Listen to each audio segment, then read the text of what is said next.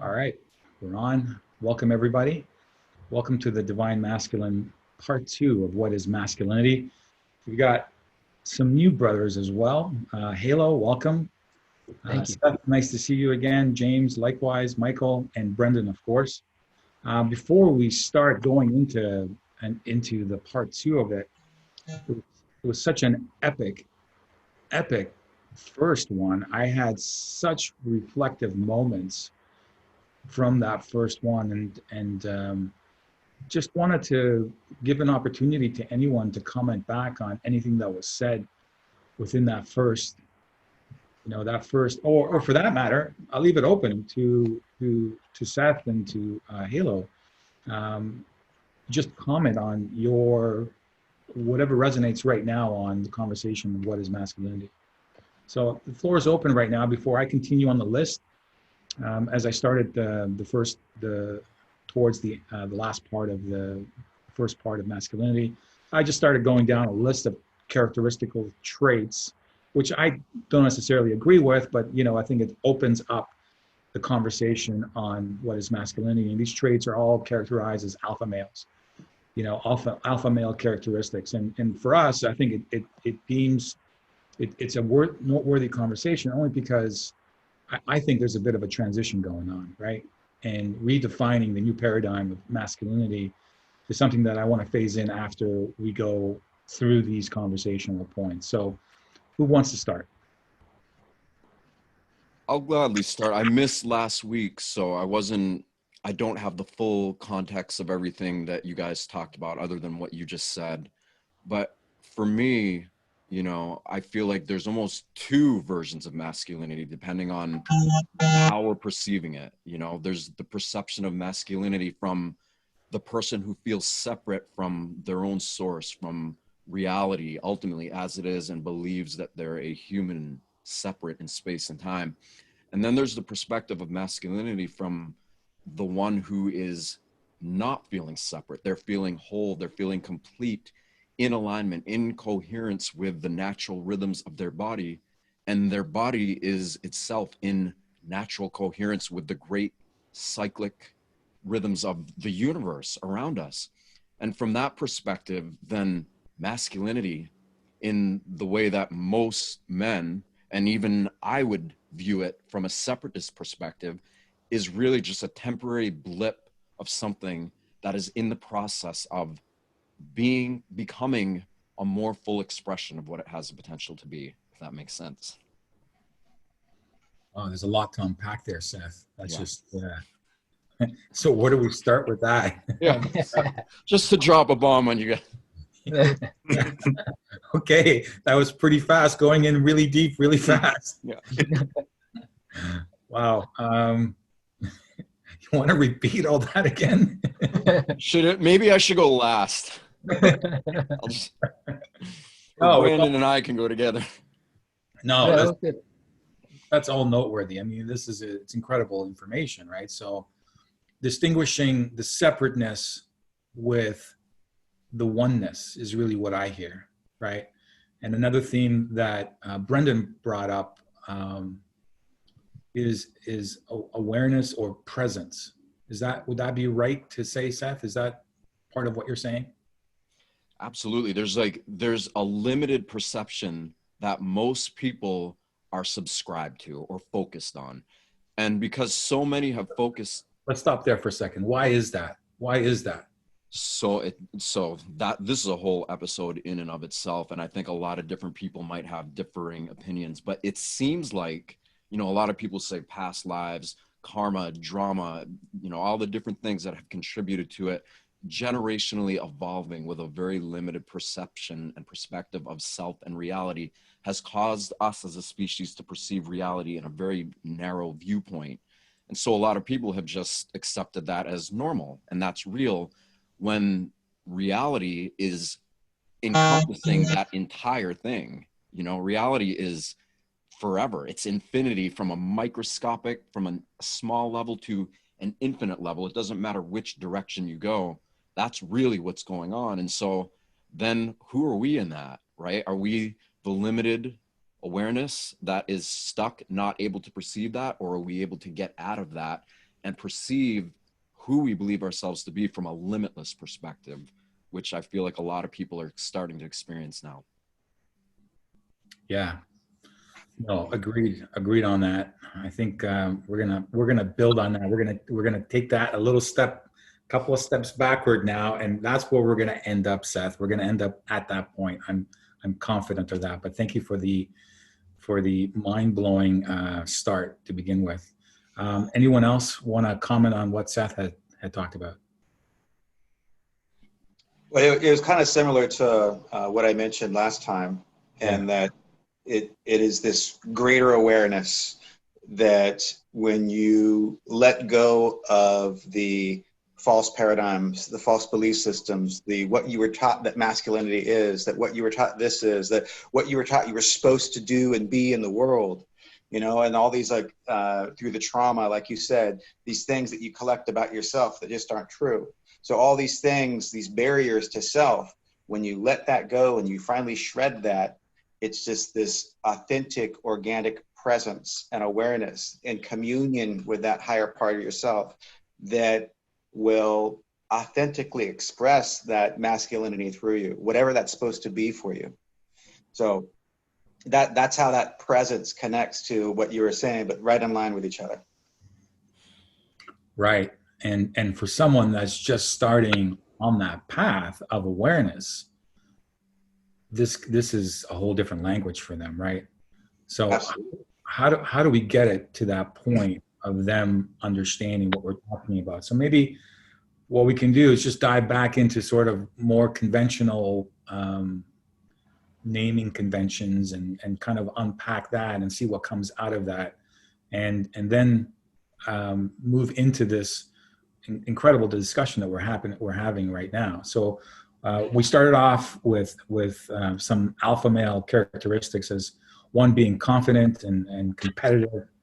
Another one that I want to bring up is presence. Not presence in the sense of awareness, but presence in the sense of being seen. Does that make sense? Yeah. Man. So what's your take on that? On the presence part? Yeah. So I think this is awesome thing. It's been incredible thus far. So I think for going with what Seth was like talking in the very depth of the micro to the cosmic to all these things, when you're talking about these other conventional, it's all similar patterns. It's just the vernacular that we're using to describe the same thing. Right. So for a man to have a presence, right? The idea of conventional 2020 man is that we're the providers as we bring the presence by us being there. This is in itself the head. This is what gives the direction, the gift, the building. That is what the now evolving into masculine is. Before, it used to be, when you originally talked about mane, it being rugged. That was the old masculine version, is a rugged, direct, right? Men are straight, women are circular. So it's very difficult to try to define these things without comparing the opposite version, right? This is the alchemy of it all, right? So before, the masculine was a very divided version of a black and a white, and now we're getting more into the yin and yang, where those center circles are expanding, and we're seeing the real masculine is a fusion of the prior version of what we thought, but also acknowledging the soft, nourishing parts of what masculinity is actually capable of doing, and being that nurturer instead of only the mother, only the women is the nurturer, they're the caregiver. That's not the case. We're a spectrum of infused of all of those things. But now we're going through this time of, oh, wow. Oh, I see the woke man. This is a very interesting thing. And there's still the same level of what we're talking about, presence, confidence, but it's in a very nourishing way, not in an aggressive, destructive, chaotic version. It's of support, love, consideration. Like that's this new paradigm that we can still talk all the way back into these much deeper and prolific words that have a cosmic overtone and echoing through it. It's still going to be the exact same stuff. So we can get into the conventional and go male, female, or we can get into what is my awareness of my experience in this little bio body I've got for this time frame. But as soon as you go, well, this is just a time frame, what else actually nourishes? What else actually helps? well, so I don't have to do just this thing, and that's the real masculine, stepping into the full version of what you have been given and what you've learned along the way, without having these outer parameters of, well, I got to swing an axe or I have to scream at my kids. There are other ways to be nourishing as a man, and that's what the new masculinity seems to be really shifting into. So Halo, am I understanding correctly? I don't know, brothers, please chime in as well. Are you saying then the polarity that once existed, because there's a clear definition of polarity when you talk about male female, are you saying that polarity now is becoming more neutral, or are you saying that the polarity is still there, but with additional aspects of masculinity? Is that correct? The polarity is definitely still there. There's still the opposite end of the spectrum, but there's like, so I do graphic design occasionally. There's, terms in coloring of a cool color. Well, right. It doesn't matter where we're at in the spectrum. There's still a cool on different parts of the spectrum, just as much as there's a hot on a different part of the spectrum. As before, we weren't recognizing these other undertones that are there on each end of the spectrum. We're just going, well, this is really direct and logical, and this is really, really emotional, and that's it. That used to be the way it was. Well, now it's going, this is the primary directive of the operating system, but there's still all these other subsystems available if you want to use them as well. So this is okay. But we don't find that out unless we interact with each other, and specifically those on the other side, to get that point of view of going, oh, I see the logic in that emotion, because they're still there. It's just how we're translating it and how we're allowing it to affect what our vibrational state is at. And that changes how we're aware, and then that changes how we react. So again, it's one of these things that if we're not acknowledging the beauty of the spectrum on all the ends of it, not just, oh, it's only this or it's this, then we're missing the entire point of our experience while we're here. Understood. Yeah. At least that's my viewpoint. I'm so open, but that thus far that seems what's been the clearest version of happiness and nourishment in my day-to-day in my family. Oh, thank you. I hope. Anyone else? Going back to the alpha male and presence from that, what I kind of see there is there's this difference between old world paradigm and new world paradigm on presence and the male. So the old world paradigm and the alpha male is like the presence of the doer, where the new world paradigm of the male is the presence of the beer. And it's not that because of course the masculine also has that doer, achiever kind of naturally woven in it. But when you are the beer first, and you're going to be guided by that authentic presence into your right action, where old world paradigm masculinity of the doer tends to thrive out of maybe necessity, maybe fear of lack, maybe this ego drive for attention and whatnot. So there's all those other reasons that it happens over there when we're talking about old world alpha male presence. Anyone else? David, Ez, nice to see you, brothers. Welcome. Welcome, brothers. Thank you for your patience. Absolutely. Aloha, brother. I have to start really quick. Ez, you look super familiar to me from somewhere. I've been trying to figure out where you look. Let's see. It's driving me nuts. I don't know where, but. You do. You look familiar as well.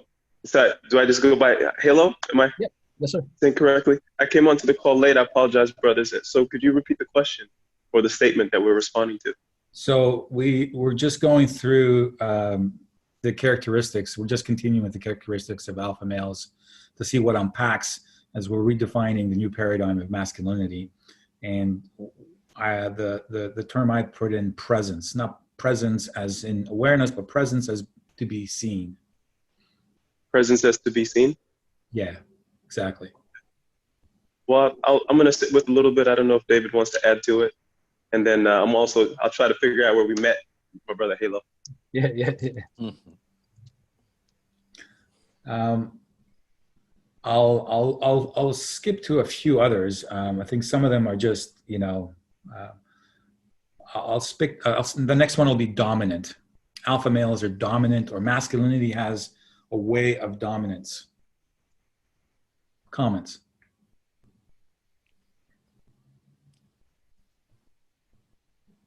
Is that I'll go in this one. Yeah. Piggybacking on what Brandon said earlier, interesting terminology, the old and the new paradigm. Yeah. The new paradigm to me isn't a domination, but more of a dominion. In other words, we have in our field of influence, we have a dominion. In other words, a healthy control that takes into account those around us for the healthiest outcome for all, rather than the bull in the china shop showing I'm going to show my muscles and I'm just going to be radiantly powerful here, regardless of what the outcome might be. That's more of a dominance. So I prefer the dominion, and I believe that's our chosen from the source of all that is. We're given dominion over the area that we live in right now, and I believe that healthy dominion is the way forward, as opposed to the domination.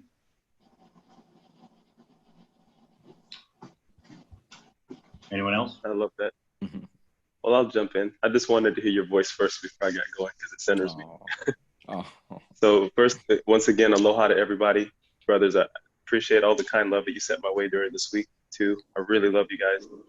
And so speaking to, masculine presence and then dominance, I feel like in terms of healthy and navigating and being able to be adaptable,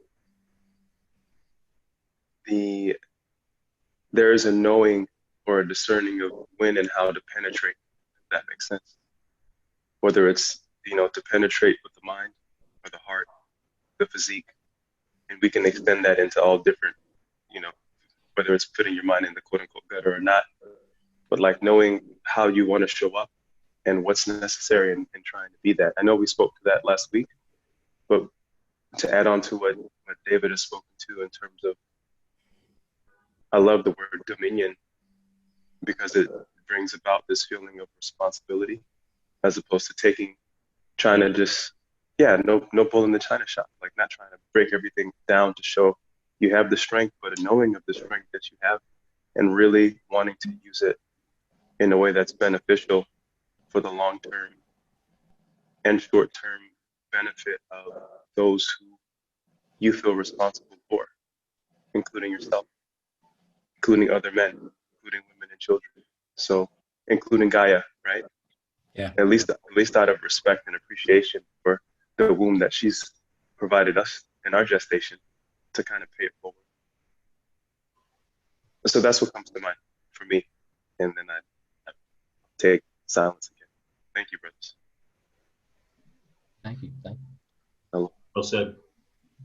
Thank you. And to, again, add with that, so it's so funny when you were talking about the dominion, immediately in my mind was there's a different level of respect. And then so thank you, Ez, for reconfirming that. But I think that dominating versus dominion is also an outside perspective on what we get reflected back to us. And that has a difference in how a masculine, a man carries himself by triggering, do you feel that your presence is bringing this dominion of, I'm going to be responsible, respectful for this place, or am I here to dominate it?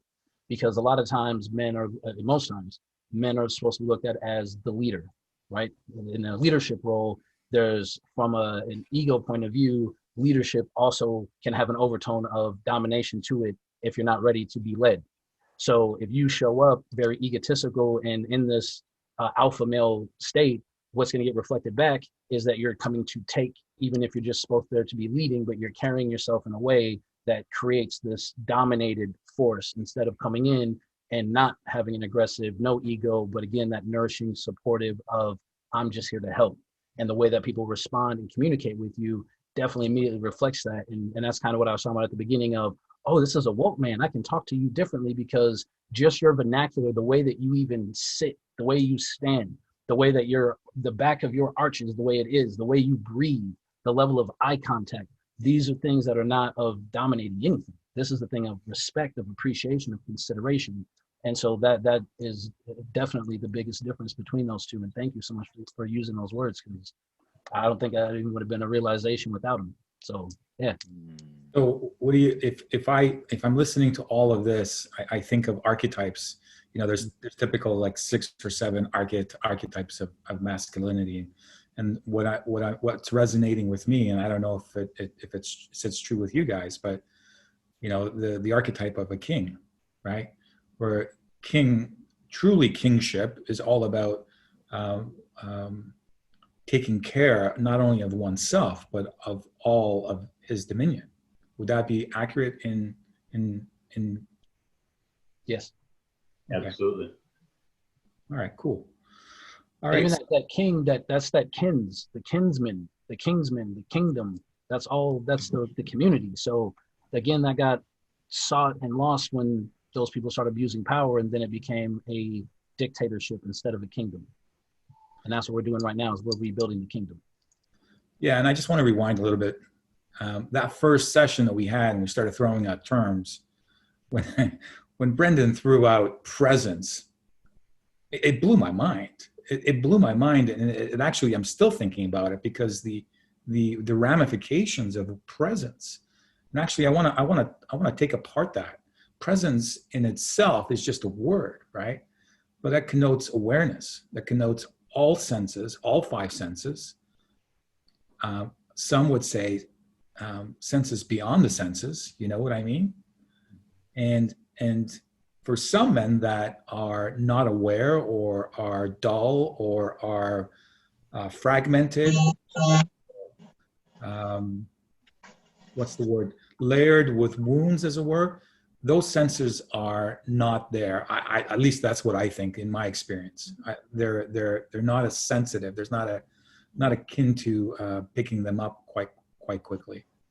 So let's talk about presence in that way, and you guys, what does presence mean, and how do you bring that in that moment, as Brendan had explained it?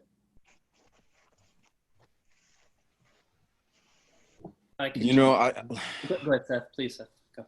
I'll say something that I don't know if it's in alignment fully with what Brendan said, but just a little trick that I do that I've literally like installed in my perception of reality to make myself become more present in the face of adversity, or in the face of things that trigger me. It's like, if I'm somewhere that I don't want to be, or around someone that I don't necessarily feel great being around, and they're doing something, or something's happening that's triggering me and causing me to go on that defensive kind of wounded, like, oh, I don't like this mode.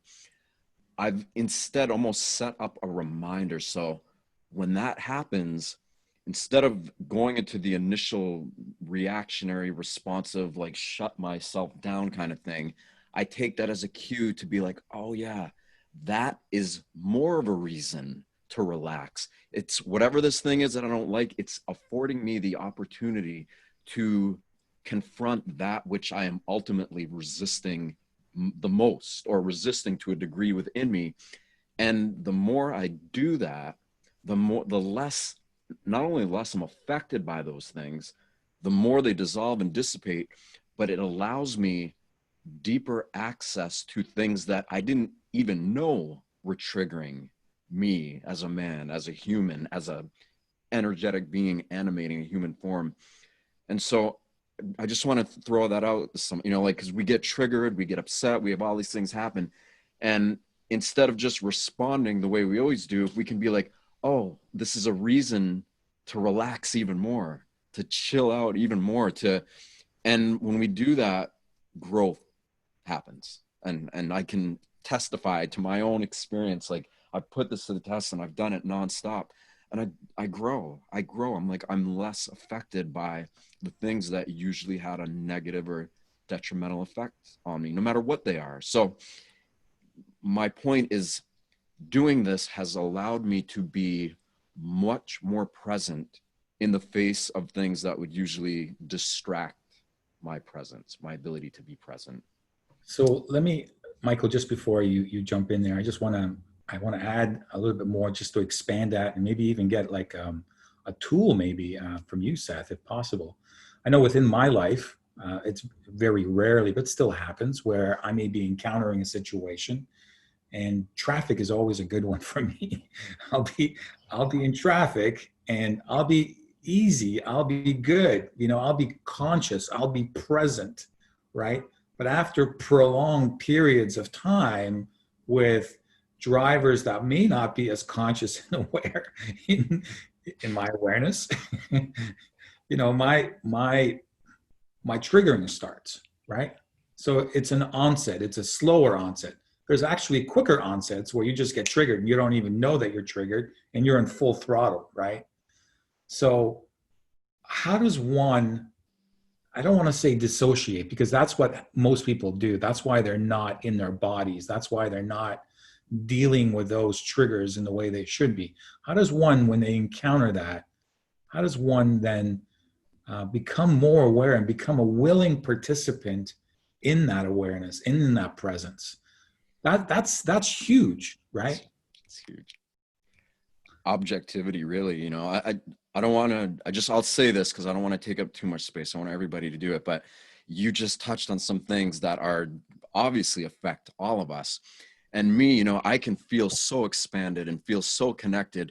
And then all of a sudden I'm driving down the road and all of a sudden I'm not connected. And I've caught that happening so many times. And I'm like, what is this? And it's like, okay, it's a symptom of our times. It's just something that we all face. And so I started looking at it objectively, and it's like, we are bioelectric beings. Okay. We know that there's a bioelectricity that is animating our human form.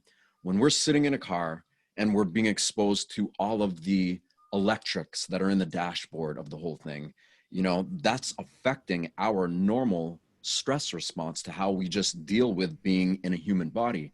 But then a lot of people didn't realize this until I thought about it. In our tires in our car, there's steel belted radials, right? So it is literally steel flying down the road, 50 to 80 miles an hour. And just that steel is creating a massive electromagnetic frequency output. So our bodies are being energetically, which convert to mentally, emotionally, and physically stressed out to a degree that even if we are in balance and coherence and feeling good, just being subjected to that is something that we've never really dealt with in the history of our whole species. It's a newer kind of concept. So I'm like, oh, okay, this is new territory, essentially. And I'm like, all right, of course I'm going to get frustrated, or, hey, like that stuff comes up because your body is stressed out because you're getting bombarded by a whole bunch of stuff that we haven't necessarily evolved to be able to put up with. So being aware that that's happening almost gives you an extra layer of protection in that, because you're like, oh yeah, it's going to happen anyway. So it's even more of a reason to go into it, to premeditate your approach, in that I know that this is going to be stressful for my body. Just the nature of it is, I'm going to choose to be more relaxed and more calm, and really embodying that mindset, because I think there's so many things that are so overstimulating to us that just put us in a spin-off, going to these rabbit holes, that it's almost like we're being called to tap into the calm of the universe, which is obviously inside of us, but really cultivate that and bring it up. So can you share with anybody what you have, like a hack, or do you have a tool that you use, and maybe it's cool. Exactly what I was just saying. So to simplify it even more, it's like, objectively, I was able to put it in perspective, where before I'm just reacting to it and just being like, oh, getting caught up in it. But one, I realized that I'm not sitting out in the woods, just peaceful meditating and everything's great all the time. I'm out in a situation that my bioelectric, biophysical body that is harmonized to the natural rhythms of the earth, it's not getting that nourishment that Halo was talking about. Like, we're not in a self-nurturing situation as a result of these electromagnetic frequencies and things that are going on. So knowing that you're just going to be in that, it's like, okay, I know that I'm going to be in that, and I am going to choose. I'm going to literally create the mind and heart set that I'm going to relax. I'm going to breathe. I'm going to be really, really calm, and habituate that, like literally actively create a habit of being calm in the face of no matter what it is. Because our bodies aren't used to that. And so we have to be greater than the environment. We have to be greater than the conditions that are taking us out of coherence, you could say. And of course, heart-brain coherence, as you and I have spoken about a lot, Yeah. is, I feel, a key technique to apply to all this. Yeah. 100%. I mean, I could add to that, but I want to let everyone else here comment as well. Michael, did you want to jump in now? Well, I appreciate what Seth said, because I feel there's a wholehearted groundedness to presence. And what I feel in the evolution of masculinity that many can recognize and see is that when one walks into a room, there is a presence in what we feel. Mm. And I really shift the word what I think to feel, because an old paradigm, which I appreciate Brandon bringing the old paradigm and the new paradigm, because it really is an evolution of our masculinity, to start recognizing that the feeling that we can experience has such a power that in my own awareness, there comes a difference of what my mind may think than what my heart can feel. And that heart and that presence there is an infinite journey that we can all go into the depths of what we're moving into, because as that femininity that we're anchoring within ourselves, it's our action through our masculinity that we get to express our divine nature in the heart. And I feel that is the shift of the mental process, which is beautiful. And it's there for us to communicate. Yet the presence in the heart, that we feel the compassion, we feel the energy of what is coming forward, opens up a whole new realm that invites this conversation into what we each are sharing right now, to kind of obliterate the old and invite the new. And I love the element of the beingness, because the old masculine, there was this doing and this, we have to prove and we have to show. Yet when we come in with our hearts and we come in with our full love and our compassion, that presence to me is what I feel many are looking at the sacred masculine as we move into the divine masculine, of that connection right here within our heart, within our ability to truly express here within. And I just wanted to offer that, because I know that's one thing I focus on every day, is how to let my monkey mind that I think and I want to keep going into all the areas to better myself and to express myself and to do the journey. And then I turn that off. I'm like, okay, mind, how do I feel right now? And really use discernment versus judgment, so I don't criticize myself, I don't pressure myself, and just feel that presence right here, because that's, I feel, what's coming out now. And that's the infinite connection that we can feel, the presence of our heart to Gaia, presence of our heart to us beautiful sacred men, and presence to our heart to the divine that's above, that I feel is opening up us each and every day. And so I feel presence is such an importance. And I'm grateful, Brand, that you brought that up last, because when you spoke of that, it's like whoosh. There's such an energy.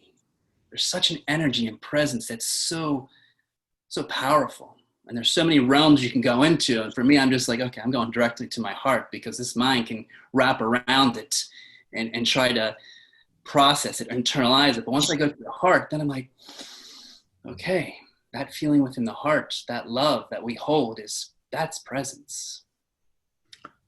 Michael, it's incredible, profound. I mean, I conduct my life in that way, and I'm just going to add to this, and I'm going to challenge you guys to please factor in what I'm saying. So I've been living in my heart. Obviously, I'm a HeartMath teacher. I'm a trainer. I do everything is associated with the heart, but yet there was a crucial piece missing for me. Realizing this really, like not too long ago, which was the embodiment. I'm talking about root chakra embodiment of empowerment, of standing in my power, right? So what that means to me is, there was a predilection for me to please people or to get external validation or to not really be within my power. What that means to me now is who I am in my essence, what my decisions, what my being is, that's what it is. And that's my expression. And that's it. You know what I mean? With my heart-centered focus. And I think a lot of what I see within masculinity is a giving away of their power, right? Which, you know, I've been victim of that, or not victim. I've been doing that myself, giving away my power, right? Because in the long run, I felt it would be better to do that in a functional way, but it's actually proven to me dysfunctional in my life, right? So these are my personal viewpoints and understandings, but I welcome those opinions from you, brothers, and tell me what you guys think. I would actually love to follow up on from what Seth and then Michael, like you, my brain's over here freaking out, screaming this whole time. I'm having a, so first, when you're talking about this coming from the heart space, right? And I'm just going to follow this all back, and I'll try to make it as short as possible. So this space, but Michael, the last thing that you said was there's this energy in the presence, right? Well, what I want to like kind of reconfirm on that is that the presence is the energy. The energy is the presence, the same thing. And how Seth is talking about this biofield that we have, right? So this is the difference. And even getting back to this dominating versus dominion, this field that we carry, this is noticeable by human beings, whether they acknowledge it or not. So if you come in with a very clear energetic fields, it's not just one, there's a multiple versions of those, the same way there's multiple physical systems, there's multiple energy systems. So your presence that you're coming in is actually your energy body that, regardless of how clean, good you think it is responsive at a subconscious level. And this is why you don't have to say anything. You can just literally float through a room in your space, in your environment, in your being, and people will be like, oh, shoot, who is that? They don't even have to say anything. You don't even have to be in a wardrobe, anything. It's the energy, right? Now, I'm not going to make this into a commercial. Seth, what you were talking about for all these fields that we're in all the time. So I own a company called Mistech. I've been doing this technology for a decade. We have the only tech that does this, but all the jewelry I have has been in a modified MRI machine for about 20 hours, and it puts your entire body in flux with the Schumann resonance. So I don't get any of this outside distortion stuff. And we have blood tests to prove it. We have EMF, like we have the only one that I'm aware of that has this that we have. So I wear about 20 different types of frequencies that I sleep a couple hours a day. I don't sleep.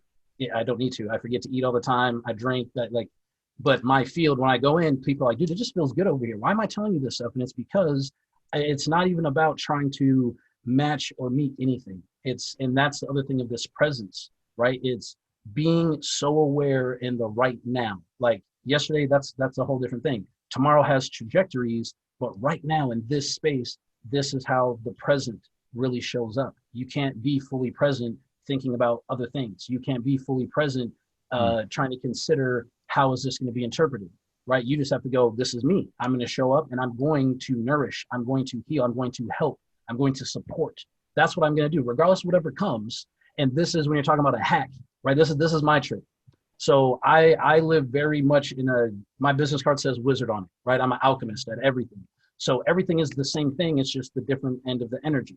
So anytime something terrible is happening, I get just as excited if something great's happening, because this is just that end of the pendulum. And whatever this oh man, it's so bad, but I'm fine. I'm getting through it. What's this going to switch into, right? That's what the alchemist does. It's about transmuting your environment into what, and how, I don't even know, but I know I'm capable. So I'm just going to assume whatever comes this way thus far is turned out fine. And thus far, everything was like, oh man, I did figure that out. So what difference is it between this or that other than the value that I'm putting it on? It's the same math. Right. So stepping away from all the versions and systems and programming of this is important or this is important. Why? Like right now, I'm in Portland and they say it's the worst pollution in the air ever, right? Well, I'm going to tell you something. A few years ago, the gorge was burning down. We had to take my son to the hospital because of the smoke inhalation, right? I've been outside. I walk up and down my block. There's a lot of fog. Maybe there's some smoke. But what I'm personally experiencing is saying the value system I'm being told cannot be true comparatively to my previous existence, to my previous experience. So I just stopped like adhering to other people's expectations and go, how can I put a good energetic imprint wherever I go. And as long as I do that, then it doesn't really matter. Whatever else someone else says, whatever, that's their experience. That's what they have to deal with. But these people are being sent along my path to remind me that, oh yeah, we figured that part out already, or did we? Is there something we still haven't figured out yet? But it has to be a constant growing and nourishment for yourself. It can't be about change. Change is control, right? Growth is it's going to go wherever nature says it's going to go. And so we just support that natural cycle of life. And we don't have to cut something here or make it look this way because we think that, no, we can just be ourselves in the fullest version. And this is why nature is beautiful. It's being to the fullest extent possible, right? The tree's not trying to impress anybody. It's just doing its thing, and it supports and nourishes all the things around it. So how do we not reflect and duplicate that exact same thing? Oh, it got rain. Oh, wait, that gives me water so I can grow. That's great. How's that bad, right? One of my things I say a lot is if you give someone shit or fertilizer, it's based on how they receive it. It's not about what you're doing. So I know wherever I go, to the best of my ability, and as humble as I possibly can do, I'm going to do good wherever I go. It might not be perceived that way, but I'm trying to give y'all fertilizer. If you guys see it as the other stuff, that just means you don't know how to use it for the fertilizer. I can teach you, but if you're going to, you don't want to find out, then, I love you. Have a great time. But so this is that presence. That's our electrical body that we have. It's the fields that we have, but it has to be something that we're doing from within out. It has to be an inner torus going outward. It can't be taken from the outside and recycling it and turning into what we want. We have to be the initiators. We have to go, this is what I'm doing. And the environment will adjust to what we're doing. We're the creators. We are here. It's our energy. It's our frequency. It's our vibration. It's our presence. That's what all that is. Halo, mind blowing. You're living up to your name right now. Halo. So I just want to add a little bit more, just maybe expansion, because words are just words. They're frequency of things, right? So people are hearing them, but more importantly is the experiential aspect of implication of those words, right? So if we dive into your biographical history, I'm sure there will have been experiences that you've already had that forced you, maybe not forced you, but made you look at perspective, the way you view things. Is this shit or is this fertilizer, right? And it's those experiences over time, as those experiences keep coming to you, you got no choice now. At that point in time, it's like, this doesn't feel so good. This feels a little better. Maybe it's switching over, right? Well, kind of. So man, good question. So that was one of the things. I've got to a point, as odd as this sounds, where I've not found everything is actually fertilizer. I've not found something yet that has not been a benefit, a productive, even if it's just to create contrast. So I drive my wife nuts with this. So she's still a little, I would say, muggle-minded, right? And so does the 9-to-5 way, and that's fine. I love her to death. But I'll ask her something knowing whatever you say, I want to do the opposite of that because I know I don't want to be in this mindset of how that world is, right? This is a dimension far, far away from mine. So it doesn't make the information not important. But it doesn't mean that it's important because I agree with it. It makes it important so I can have that contrast. So it's not out of a disrespectful thing in any way. I need to know this so I know, is it really cold outside or have I been to Antarctica? So what are we talking about? So that's what I mean. It's not necessarily this over here, no matter what, is shit. No, there's a way. And I just have to figure that out. And so it got to a point where, and you're right, I had a very traumatic upbringing, and in my reflection of all sorts of different things, it got to a point where all of these things actually made me who I am, and I'll never duplicate any of these things. How could that be a bad thing? Right. I lived through it. It doesn't justify it. It doesn't make it okay, but this is how it works, right? A bamboo seed goes underground for 3 years of no light, hardly any care, and then it shoots 60 feet in 6 months. So again, but it doesn't operate like other plants. Does it care? It's still the fastest growing plant on the planet. So again, other people's expectations, systems, all that, everything is fertilized. Everything. It's just about how can I transmute it into be a good thing. And it used to drive my wife nuts until she saw the routine of, no, why would I freak out? What do you mean? I got laid over in Florida 6 hours for a flight, and then got another 6 hours, and all the people were freaking out, and I'm sitting here laughing the entire time, going, this is great. And I was like, you're not worried? I'm like, no, they're gonna fly us to Houston, put us up in a hotel. I don't know what the universe has got in store for me, but this happened for a reason. And if I get upset, I'm like, these people are crazy, right? So by the time we get to the hotel, they're giving out passes, and everyone's pushing each other out of the way to hurry up and get the pass. And I got to get on my flight. And I'm sitting here like, this is crazy. And I see one guy go, oh, excuse me, sir, I'm not in a rush. Go right away. I was like, oh, decent human being. Oh man, this is great. Look at this. This guy is just as calm and chill. And I was like, babe, you know, I think I'm just gonna get like a Uber or something. And the guy overhears me and asks, and I was like, oh, you can catch a ride with me, but you can't pay. I saw you being good. Like, let me be good to you back. This guy ended up being like a dude that does documentaries, and he's like working on doing a film for my company right now. If I would have been upset, if I would have been angry, if I would have been anything other than accepting of this is what the universe has in store for me, I don't need to know. I'll navigate along the way. This would not have happened. And this is literally 10 years worth of almost every day things like this happen. And my wife would get so mad at me, like, how are you so excited that this just happened? I'm like, because this just made a pocket for something else. Like, I don't know what it is, but are we okay? Is anyone hurt? Okay, so then let's go. And that's it. And that's, again, it's a Jedi mind trick. It's just knowing that whatever this is definitely for me. It's not because you think it's good or you think it's good, or just, it is. It's definitely good. Whatever this is, I just have to be able to figure out how to see it that way. That's it. Now, there's still things that are, you know, physiologically not good for you and so on. But again, so then that's where your common sense comes in. And so again, but in the long run of the contextual experience of any situation you're in, it is definitely for you, and it's food for your nourishment. It doesn't matter if you think it is or not. It's just a matter of going, oh, great. That's it. Oh, brother. Oh, yeah. I want to. Oh, go ahead. Can I say something quickly on this? Yeah. Halo was so eloquent, I can't really add much to that. But when you were asking for hacks earlier, Zissis and also Seth, you both said something that we all know, that as a conscious man, we're almost always present until we're triggered. And so how to get back into that presence. What Halo just spoke of very eloquently is it. And that's the mature masculine in action there. I think one of the questions you were asking is, what are the hacks? How do you get from here to there? Right. And one of the things that Halo, if I can paraphrase a little bit right at the end of what you said, one of my belief systems is that every single moment, my higher self source has put me in the place that's most conducive and most likely to cause the highest degree of soul's growth. And so what Halo said, that's my version of what Halo said, and that's what allows me to stay present.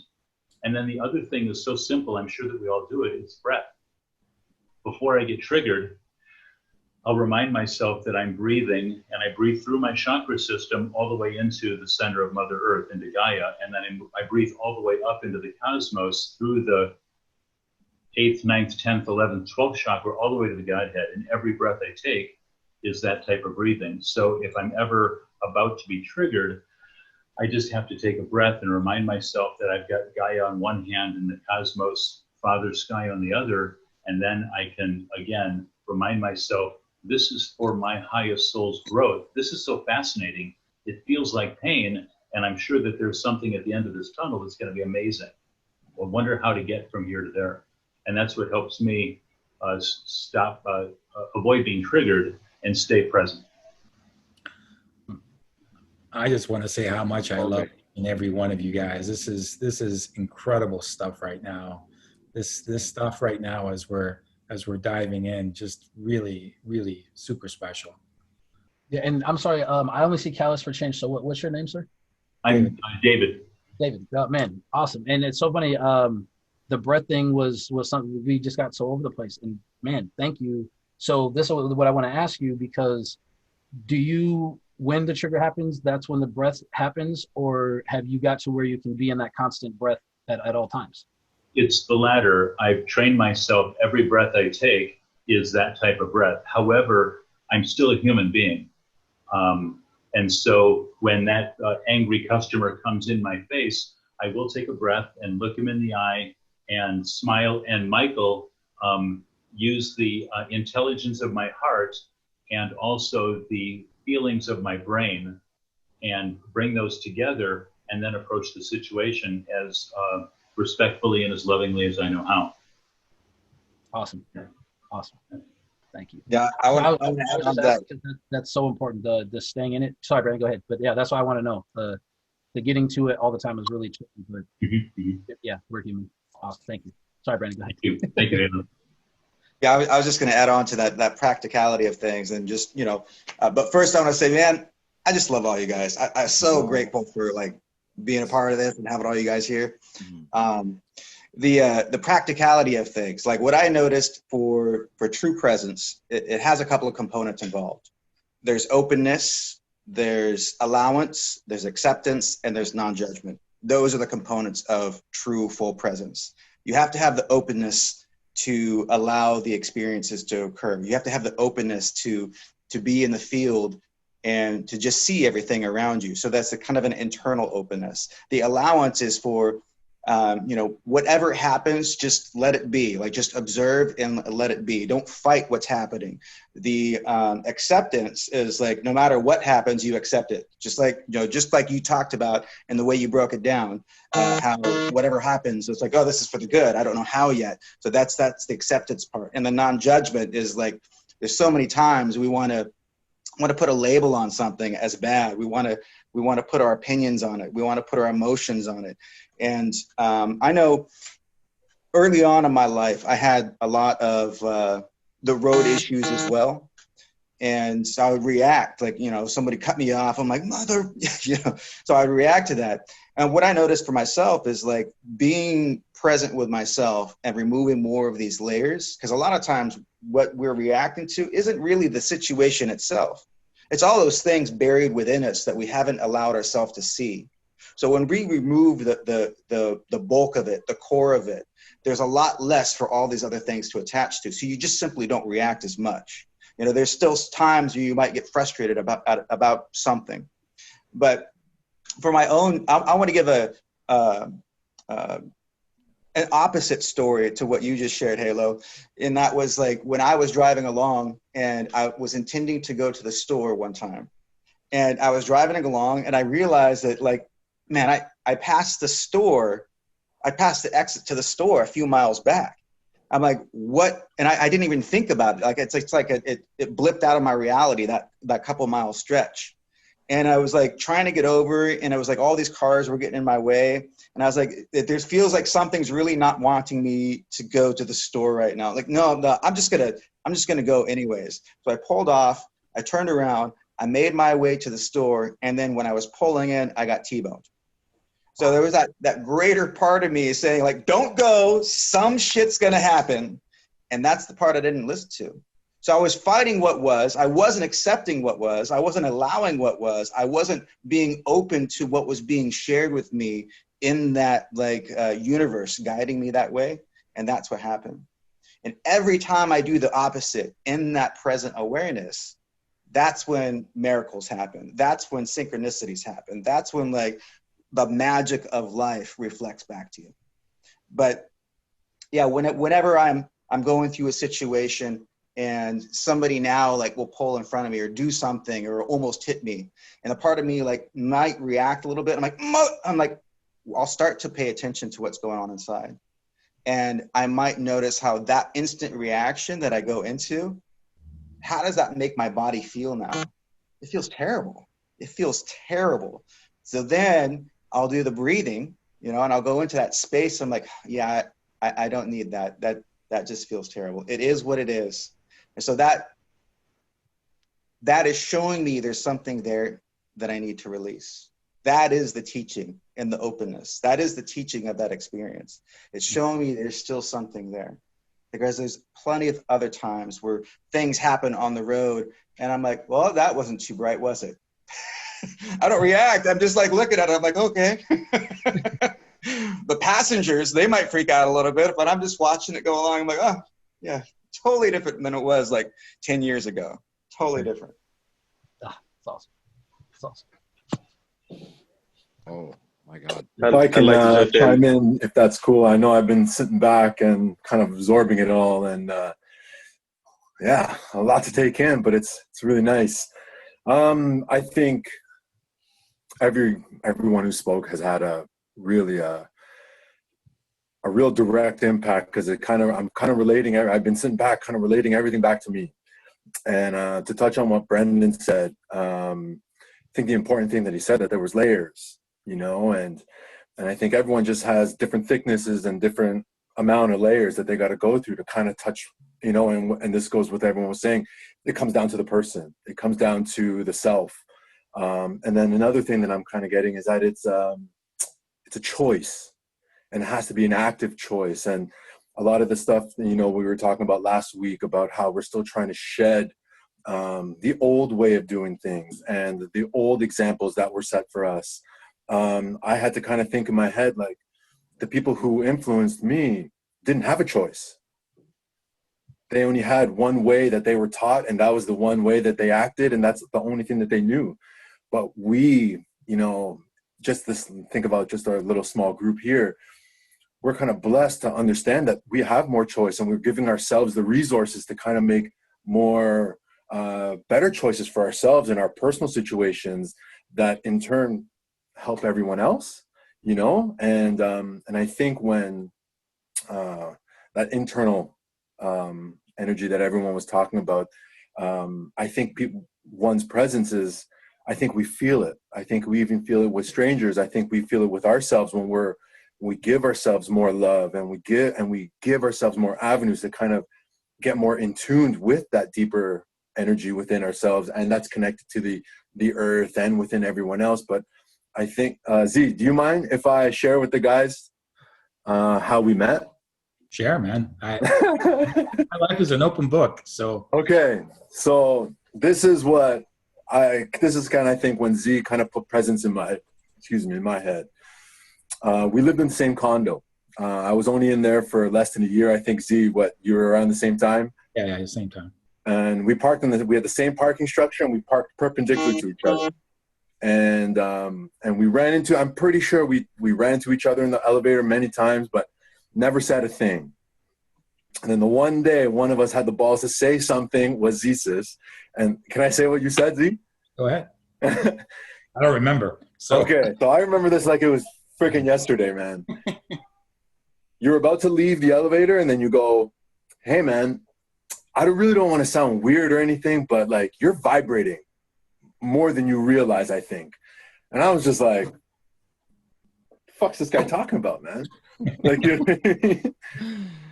but you put him, you're like, you said something along the lines where you're like, man, you're vibrating, and you have this aura around you that I couldn't help but feel, and I'm not even gonna lie, at that time, I remember it was more, I was giving back to more myself. I was loving myself and treating myself a little bit more with respect and love and stuff like that. And it just so happened that you kind of came into my life, and you kind of just dropped that one little thing that I kind of almost needed. And I remember when we spoke, we went for that. He asked me, he's like, I do a little bit of the meditations with everybody in our building. And he goes, you should come. He goes, I think you can help us, and we can help you. And I'm like, yeah. Never showed up. You know what I mean? And then we ran into each other again. You said the same thing. I'm like, yeah, I'll be there. And I never showed up. You know what I mean? And then you said, I'm not even going to ask you to meditate. Let's go for a walk and find out why the universe wants us to meet. I'll never forget that. That happened.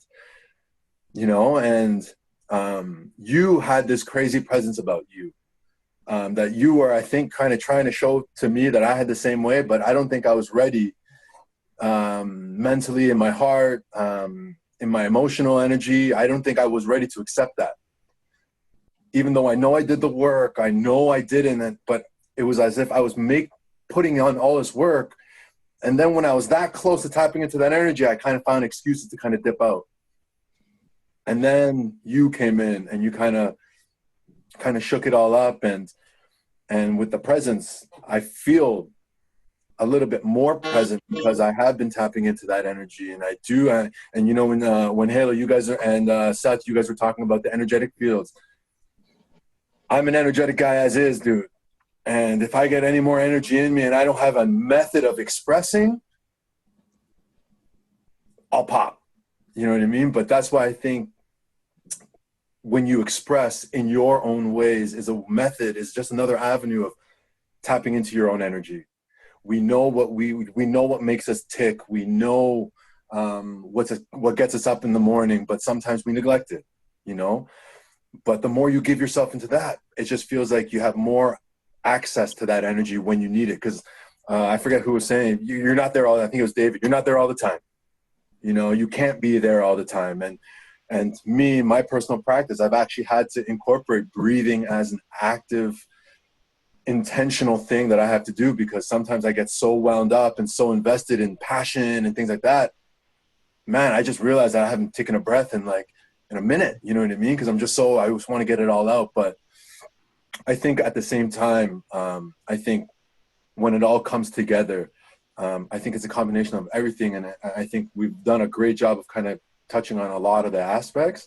But to touch on a little bit more the hypermasculine thing, I think that, and the dominance and the presence, and I think with that presence changes a little bit more when the hypermasculinity kicks in.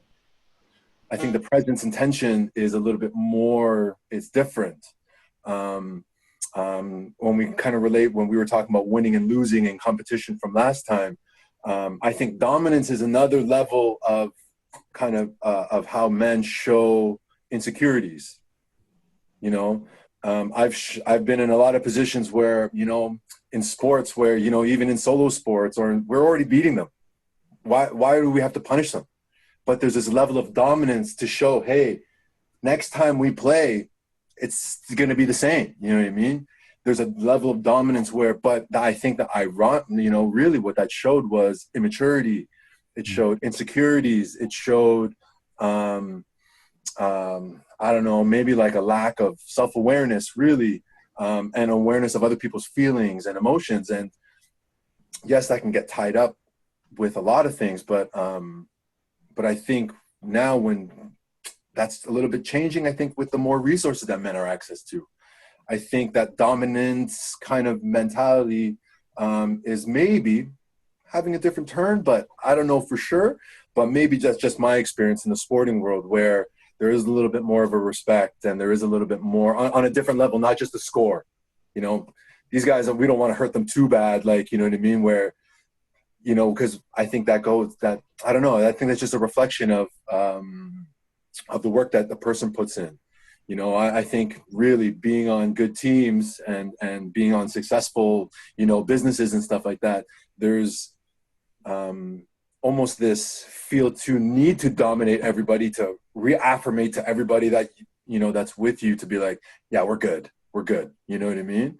And I don't think that's necessary. I think we already have the tools, and I already think just by the showing that, you know, people can work together and guys can work together, and we can work with women, you know what I mean? And create this new future of a less dominant kind of attitude and a more cohesive and a little bit more of a conglomerative, I guess, connection, deeper than competition and dominance. Well, James, thank you so much. Really kind words. I mean, thank you. Just look at James. Doesn't he look like a Jedi to begin with? I mean, he is a true Jedi. That's what I saw when I first saw him. You know, the principles of what he was saying is really what's happening here on this table always. It's uplifting and supporting each other, right? By example, supporting each other, supporting and feeling good about that, and not having that competitive state. Because I know the moment I uplift you and support you, that comes back to me twicefold, threefold, right? That's the principle. So, you know, this whole understanding of the previous paradigm where we have to compete for resources, I don't buy that. I mean, I connect with each and one of you, and I'm like, what can I do to help you? What do you need from me that I can support with you, right?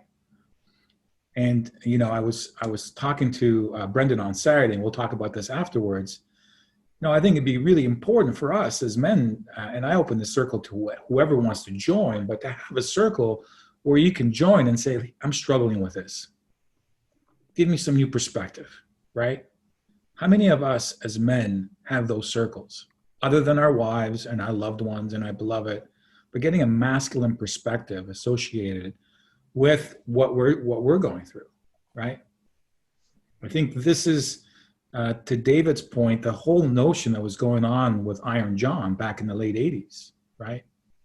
And that feels to me this needs to be rediscovered and reappropriated to something that's more current to what is going on right now. So again, thank you again. Thank you. Yeah, James, that was a really just an honest, like cut right to the core expression. I really, really appreciated that. I felt that deep in me. So thank you.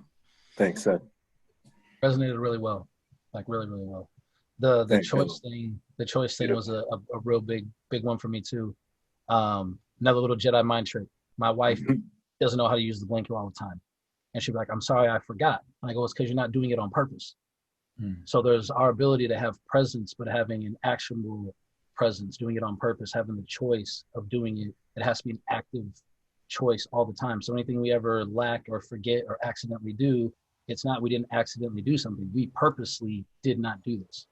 That's a whole different level of responsibility, acknowledgement of how we're assessing these situations. So when you're talking about this being a choice, it is. It's an active choice. It's not just, all right, for the rest of my life, this is how I'm going to be. It's when you wake up with those breaths that David was talking about at the beginning, those deep cosmic breaths through the entire system. That's the reminder of this is the operating system I'm using right now. And that's it all the time. But it has to be consistent, right? So yeah, so that's my other like little trick for that is anything that we're not doing on purpose is something we're purposely not doing. So there aren't any accidents. It's just our choices. And that just, it puts a way bigger fire on what you're growing and how, because it wasn't something I forgot to do. I chose not to make sure I did. Wow. You know, it's the same as I forgot about it versus that's not important to me. That changes the way that you talk about things. Hello, I want to talk about choice though. This whole notion of free will. Oh yeah. How much free will do we actually have? This notion that we are constantly bombarded with shit, right? How much of that is really ours, and some of it is externally implanted that we think it's ours, right? Yeah, wonderful. How many of us are actually embodying this body, right? When we talk about the breath and the embodiment of the breath, it's my view and my witness. Please let me know what you guys think. But most of us are living up here. We're not really embodying. What conscious breathing allows us to do is to really be present, to be fully, as you said, this is my operating system. This is what I'm operating. You see what I'm saying? Yeah. So to make sure I understand it, so what I would say for that, and it's a perfect question that kind of couples with what Seth was talking about at the beginning, with all these outside things coming in all the time, right? Whether it's the electric fields, whether it's what your neighbors are talking about next door, whether it's the music, like we consume way more than just our food. So right. Getting to an understanding of awareness of that in the first place, that's where the even illusion of choice can actually start to become a real thing, not because you're not operating from these illusionary spaces anymore. So now the choice does become much more tangible. But if it's, I'm going to go outside and I don't realize that when I hear my neighbors yelling at each other or whatever, that put my kid in some type of way. And now that's going to be, if I'm not aware. And so that's what I mean by being very present in the now, not tomorrow, yesterday, what's the job, none of those things, what's happening right now. This is where that illusion of choice becomes more tangible, because again, I'm not going, well, look, I'm going to yell at my son this way because my dad did. I'm aware that that was an operating system. So now it's a choice. But and there's probably even more layers to that as well. So is it 100% completely mine? I wouldn't say yes to that. It's again, a conglomerate, as James was saying, of everything that's built me into my version of my experience now. So my best version of choice is to navigate how those responses look by minimizing those. And that's why I say this alchemist lifestyle is the best that I've found, because you're consistently minimizing things down and taking away the value system to get to the very core of what is this? So instead of going, oh, that's emerald green. Okay, well, it's green. All right, well, it's a color. All right, well, it's a spectrum. And so we get rid of so many other things that we're interpreting and putting into our distorted choice by assuming all these other things are this way, unless we get down to the very minimum. So going, all right, well, what does actually make me happy? Shit, do I even know what that is? Because I've been living 20 years for what my parents are telling me didn't make me happy. So do I even know that?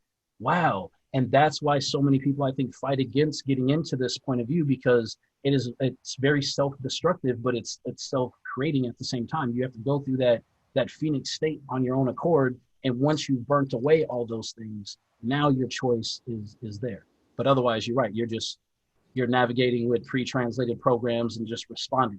And that I had very good training for this. I used to have all these mall kiosks, and all day long you could watch people's program response all day, right? Every Thursday and Saturday, everyone for 2 hours could try to hand someone a $100 bill for free.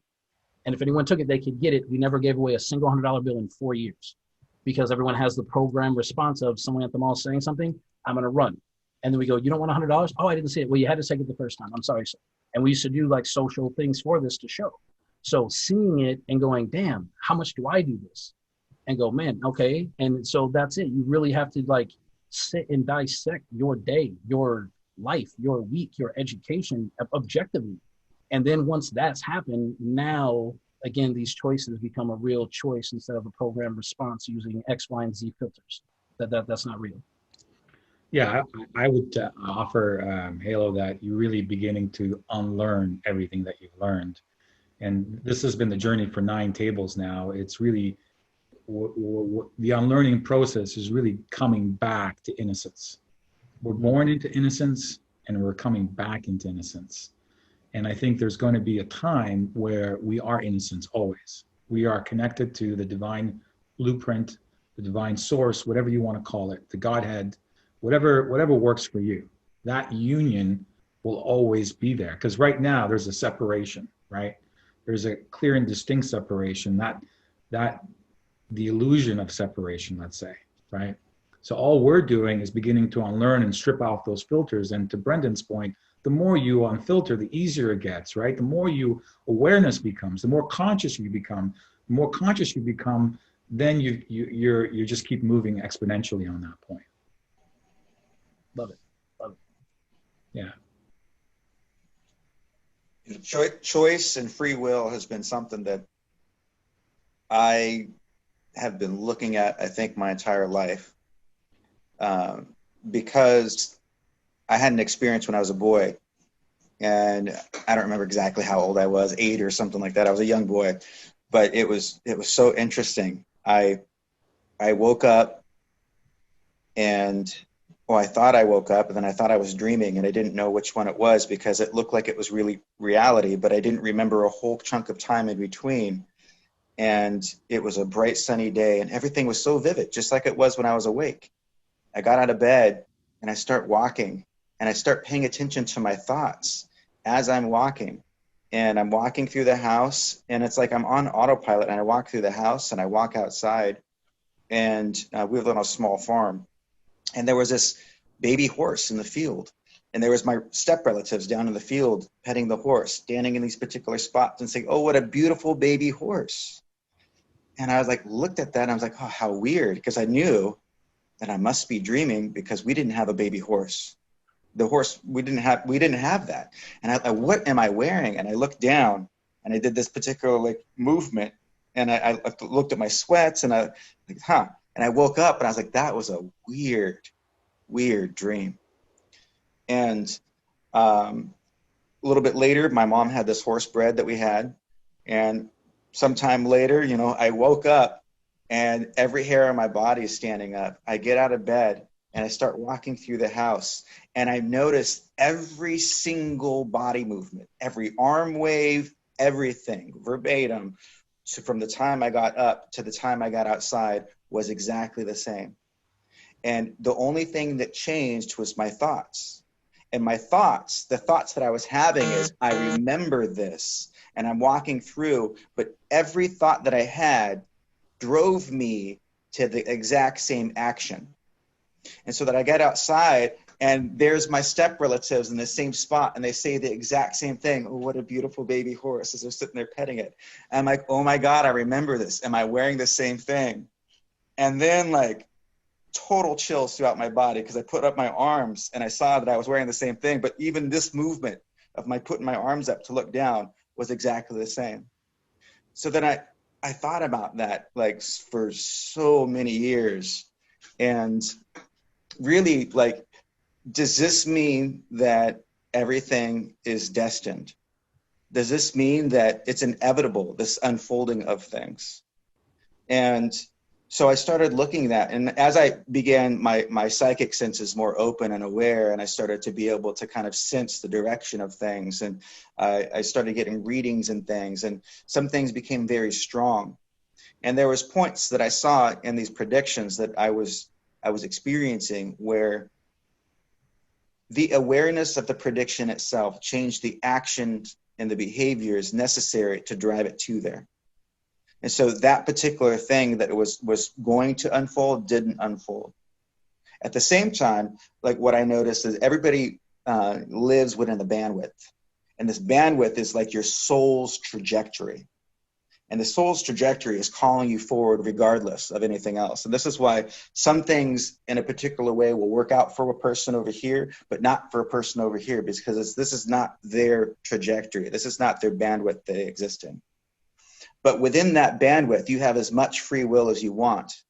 You have the ability to experience it fast or slow, but you're going to be moving in that direction.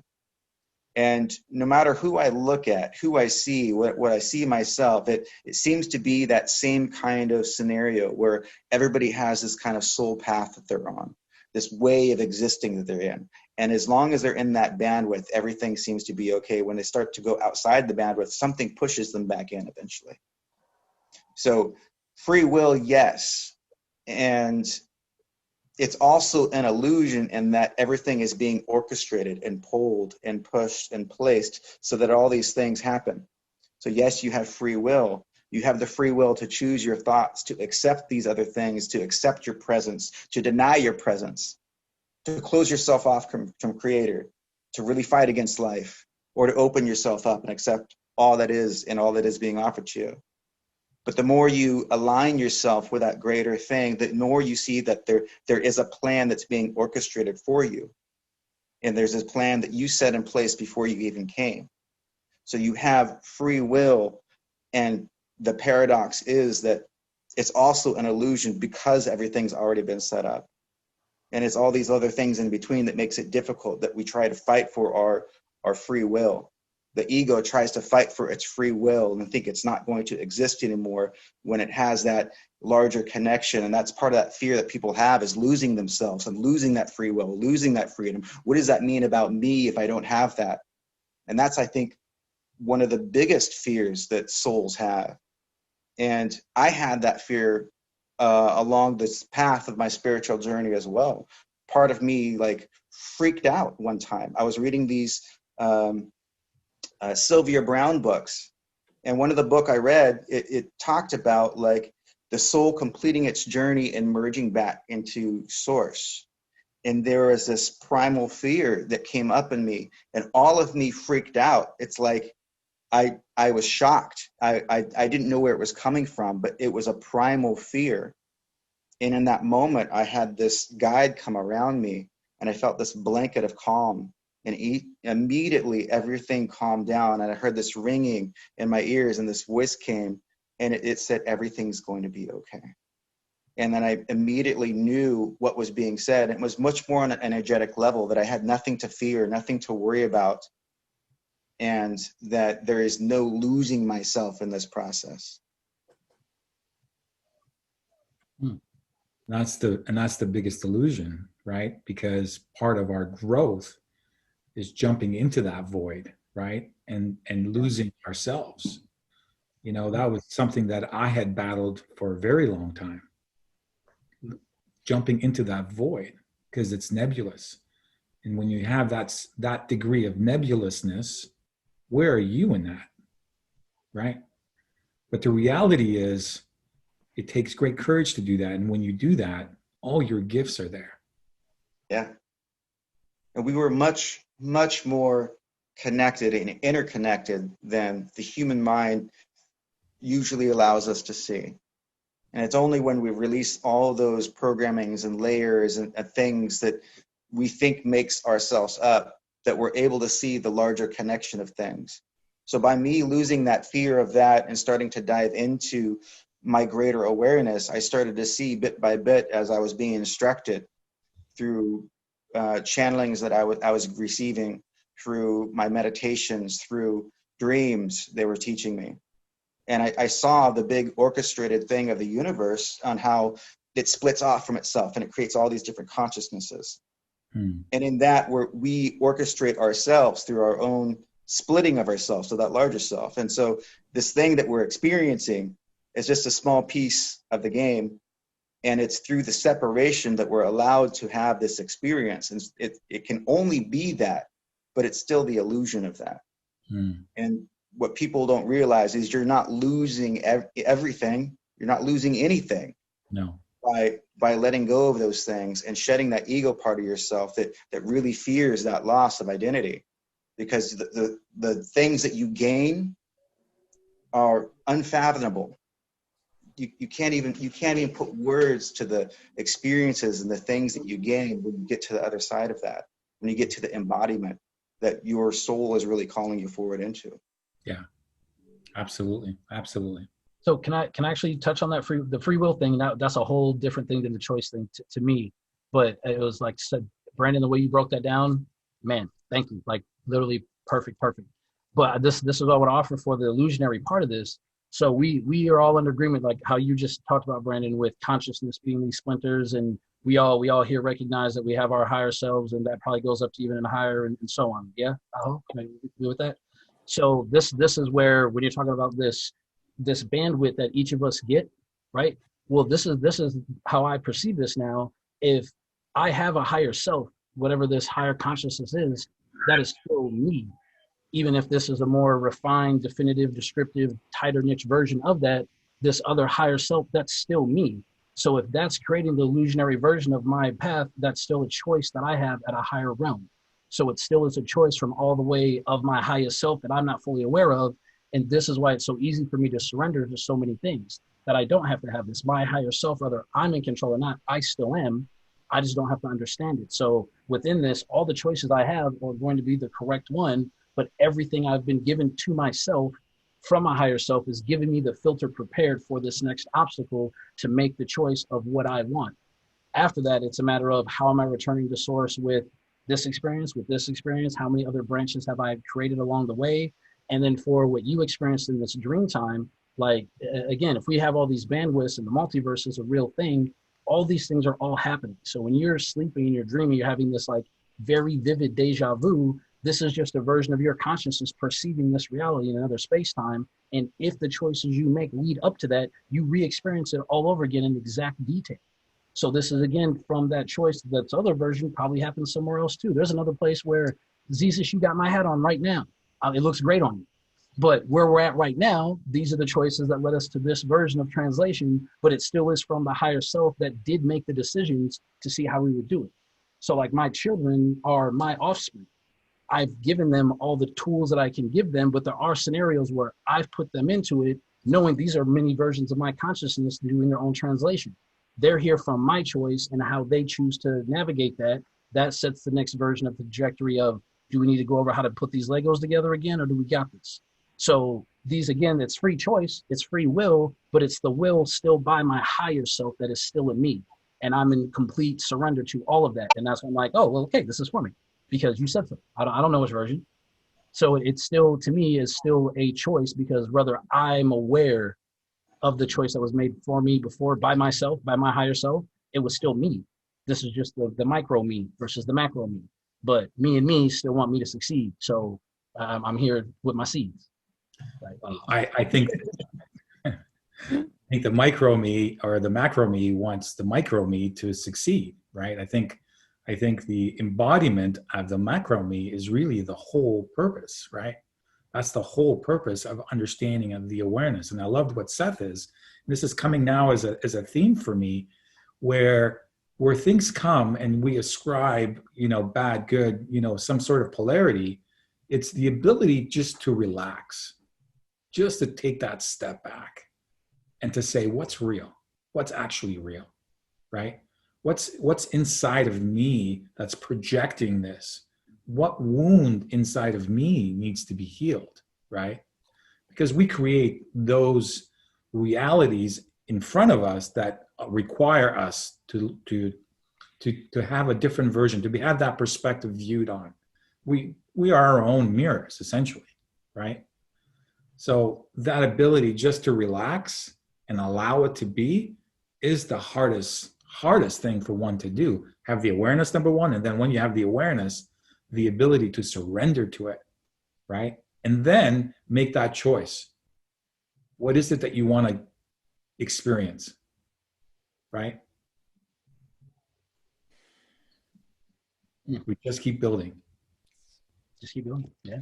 It's a process. It's just, you know, I even to distill this even further between free will and choice, to make it really simple on oneself. And to me, like, instead of allowing my perception to go off into all of the possibilities that may or may not be valid to where I'm at, it's like, well, if I have any free will at all, it is simply to choose whether or not I'm going to align myself with this energy that I am, or the ego that perceives itself as separate from it.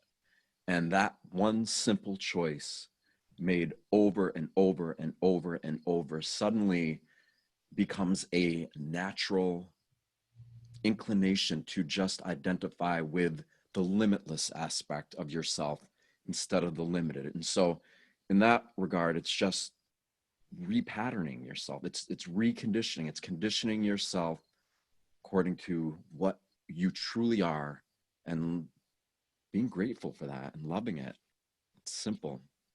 So It's a my process. question, I know we've digressed a lot actually, and we're going to get back into it, but what's in it for me? Like, why would I want to do that? If that experience to me is painful, I want to avoid it, right?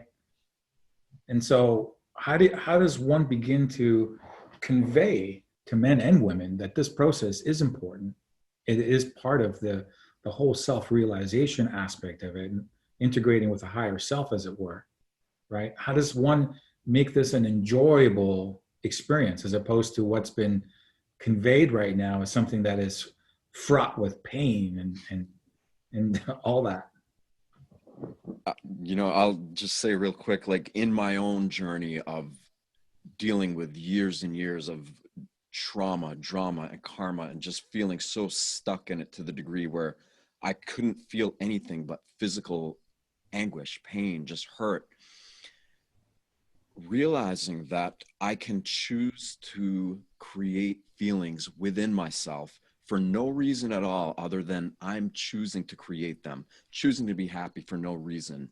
And doing that over and over and over allowed me to begin to experience a level of independent feeling, like sovereignty. And it's so good. It feels so profound. In fact, it feels better. I can honestly say that when my awareness is in full alignment with the energy that I come from, and that energy is in alignment with the body, that feels better than anything I've ever felt in my life, to the degree that I always make the choice to identify with that aspect of myself and to generate feelings from within myself, because it feels so good, and there's actually no limit to what it is. What's that? I also recognize when I really sit within myself and start looking at my own inner work and start navigating through the densities that have piled up within me. As I go through each density, or as I go through each pain level or each emotion or program that I dissolve, which I use discernment without judging, I feel this space open up within me. I'm aware that it's like I'm clearing more debris, and as the more debris clears, there's this opening and there's this space, and there's always this beautiful message that I think we feel when we get right over that hump, and there's this magic that's awaiting for us. There's this little piece that you diffuse through it, and then all of a sudden it's like, I would never imagine this beautiful gift that was just given to me if I just went through that really difficult, narrow path that I was hanging on one hand, and I knew everyone was pulling me down, but I had to just say F it all and just stick with that hurt or pain that intuitively I was like, just go through it. Just keep going forward. And when I do that, each time it's like, wow, there's another feeling of bliss that touches me that I'm like, okay, keep going. Keep going, because there's something in my heart that just says, you can do it. Even when that little ego and that little, devil, that little negative part is like trying to pull you and trying to give you that, well, you're not good enough. You don't, there's all these little factors, yet somehow, and I know this is my journey, and I know there's a lot of people that sometimes want to stay in their comfort, and there's no judgment. Yet there's such a gift, and I feel a bliss when we can do our inner work. I know if I show up in my inner self as the highest expression of who I am, then I can give that much more. If I can be that much more of a loving person to myself, I can be so much more loving to my beloved and to my family. If I can be so much more kind to myself, then I can give that. So I feel like it's this beautiful journey that when we really dive inward and we just jump in. I mean, just take that jump. I feel each and every one of us, which is beautiful, we share that and we feel that, and then we connect in that, where all of a sudden it's like, I feel you, brothers. Now let's share that magic. Let's share that juice, because once you experience that taste, I don't know how you guys feel. I want to share it. I want to keep, giving that out in ways that we can, hold each other's hands and be like, we got this, And I think that's really what's required, Michael. I think that's what's really required right now is this whole repatterning of men in their pain, and the ability to seek for help and to be in the company of men and to get that perspective, potential perspective. They may have it, but just the mere fact that we're here right now discussing things like this in an open forum, to me, every time we do this, I get a insight, healing, camaraderie. I mean, it goes on and on and on. I mean, the benefits of just connecting that way. And there are moments on calls, like I experienced this earlier, where we've become one entity, right? There are not 8 of us. There's just one of us speaking in separate voices. So that's the power of unifying in that way. And just one last thing, I just have to say my blessings. Like when I hear all you beautiful men, it's like this activation. That's why a lot of times I like to stay silent, because I just hear this energy. It's like, it's like the medicine that comes home. And I know I said it a lot, but it's that medicine. And when we hear each other, it's like, just keep going, just keep flowing. It's pureness to the heart. So I love you all for sharing your beautiful hearts. It's good right now. Same. And can I jump on that too? I was just gonna say, I think when we're along this path, I think one of the things that we got to do, yes, we got to be open, but we just got to have fun with this, man. We all know that this path is the way it's going to show. There's going to be ups and downs. And I think it's just like, we got to have more fun. And I think whenever it's a more of a self-judgment, self-critical kind of thing, I think our first instinct as men is to kind of be harsh and be aggressive. But man, if we already know that, and I'm in agreement, I think things are already laid out there for us. And I think situations happen where we jump on, and I think we align with that natural kind of process. But I think if we don't have fun with it, it won't never hit its peak. I think when people are speaking and people are learning in a fun environment and stuff like that, it's just the way information sinks in is just that much more effective when when people are having fun and it's a little bit more lighthearted. And I think that's why I think this is great. Like, you know what I mean? Like, I think we are a little bit having fun, but obviously there's a little bit more of a serious tone to it, but I still think the fun still comes through. And I think that's why, at least for me, just being my second talk, man, it feels like I'm a sponge and I'm just absorbing it all, because I'm coming at it with more of a fun, more accepting kind of way or perspective of something really so deep, man. This is deep shit, man. This is no joke. But it's always nice to kind of have a good chuckle about it, and I think, at the same time, the more we laugh, I think at the same time, subliminally, we should be giving ourselves a pat on the back, because yes, we know that this is more needed around, society and men, but for us just to, getting together, giving up a couple hours on our Saturday, you know what I mean? Yeah. And that note, I just want to say, well done to each and every one of you. Well done to each and every one watching for making it here. And well done for moving forward. I do want to add a little bit, speaking about everything that was just spoken, the necessity of community and connection, and the blessing of being here with all of you. And there's many people out there right now that may be listening that don't necessarily have that. And so what's helped me through this journey when I began it through my darkest, most isolated and lonely times that I was really feeling down is understanding that I have never, ever been alone. And even though it may look like that and may feel like that, I've never been alone. And that divine spark exists within everything, including myself, including the others that I judge, including everything, right? And so I need to turn back. All I need to do is turn back in within that spark within myself, within those dark times. And I just have to ask for that openness, ask for help in that moment. And when I invite that into me, that's when I allow myself to shift. Because when you feel isolated and you start to think and embody that mindset, if I'm alone, there's nobody here to help me, what am I going to do with this? And you start to wrestle in that field of the problem itself. It's really hard to break out of that when you feel like you are alone in a box. When you have no way out and you can't even see the light on the outside. But if you realize the light is already on the inside and you just have to flip that switch within yourself, everything opens up.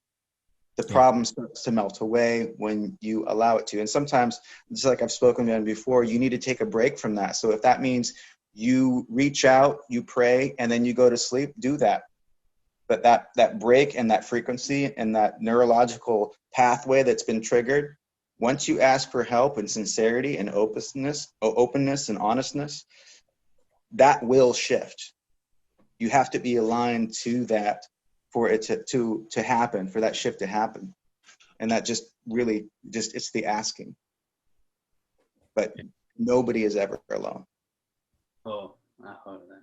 Yeah, and I think, man, thank you. I think that asking, when you're talking about, Brandon, that piggybacks to me exactly what Michael was talking about on how you were expressing how this growth has been, right? And this is, even if we're getting to the very beginning of the alpha masculine male to whatever version it is that we're all evolving into, a big thing, we take away the value system, we look for the pattern, right?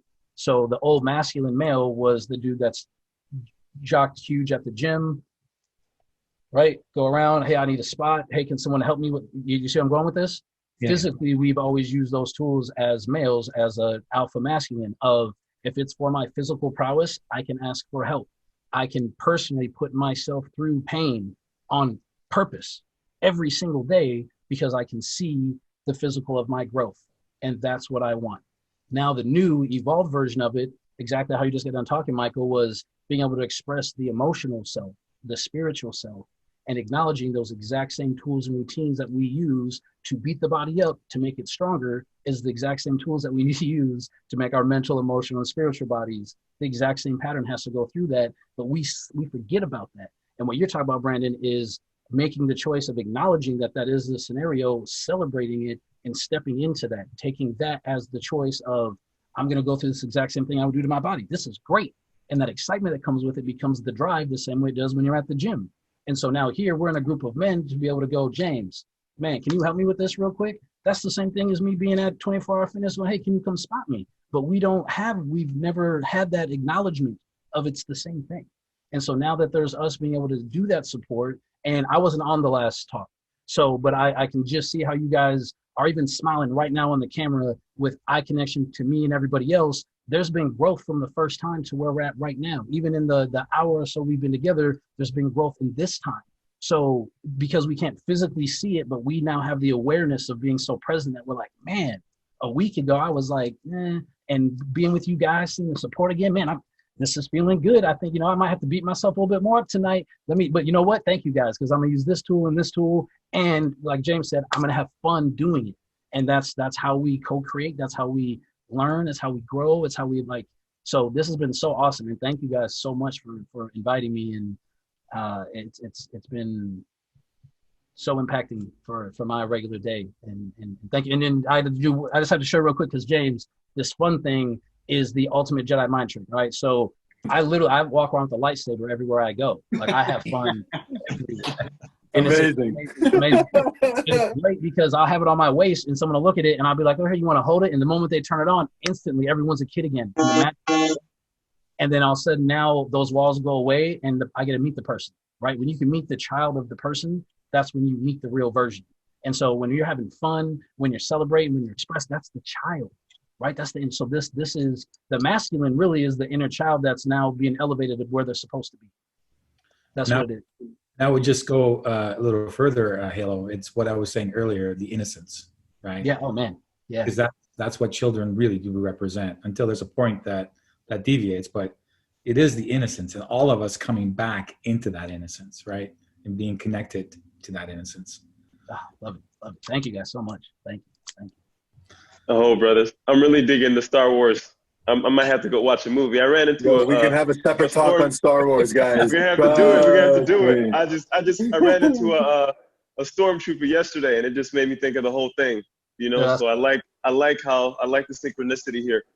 Where we're going with this. Yeah. I'm telling you, like I literally teach Jedi classes here in Portland. My son practices an hour or two a day. We taught at Beloved. We got invited to teach at Burning Man.